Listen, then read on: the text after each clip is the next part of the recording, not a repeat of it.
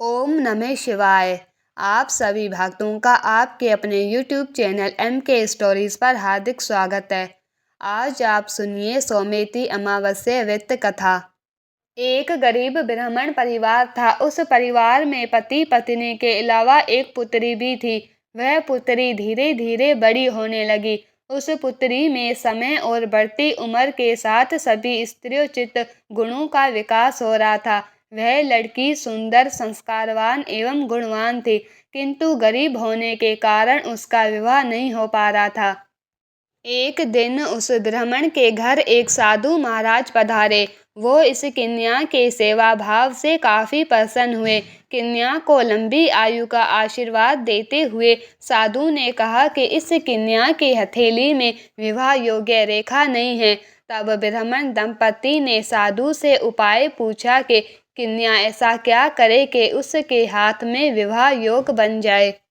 साधु ने कुछ देर विचार करने के बाद अपनी अंतर्दृष्टि से ध्यान करके बताया कि कुछ दूरी पर एक गांव में सोना नाम की धोबन जाति की एक महिला अपने बेटे और बहू के साथ रहती है, जो बहुत ही आचार विचार और संस्कार संपन्न तथा पतिपरायण है। यदि ये कन्या उसकी सेवा करे और वह महिला इसकी शादी में अपने मांग का सिंदूर लगा दे, उसके बाद इस कन्या का विवाह हो तो उस कन्या का वैधव्य योग मिट सकता है।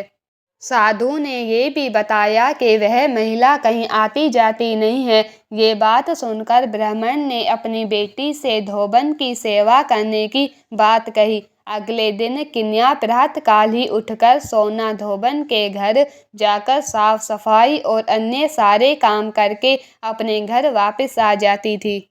एक दिन सोना धोबन अपनी बहू से पूछती है कि तुम तो सुबह ही उठकर सारे काम कर लेती हो और पता भी नहीं चलता।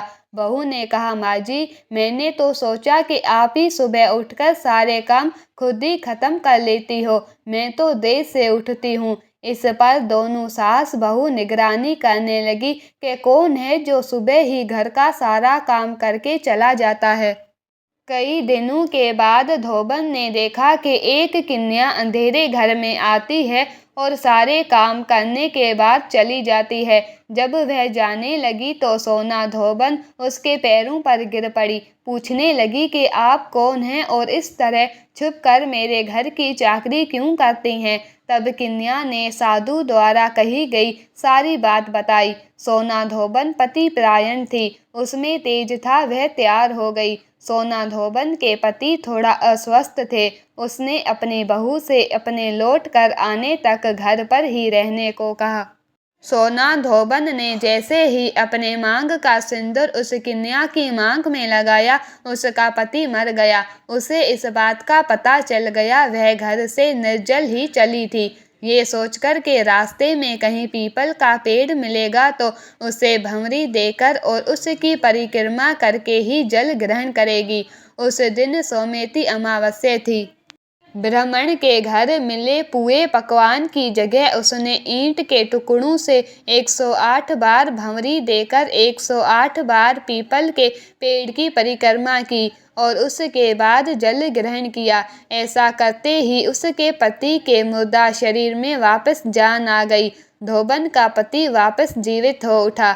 इसलिए सोमवती अमावस्या के दिन से शुरू करके जो व्यक्ति हर अमावस्या के दिन भंवरी देता है, उसके सुख और सौभाग्य में वृद्धि होती है। पीपल के पेड़ में सभी देवों का वास होता है।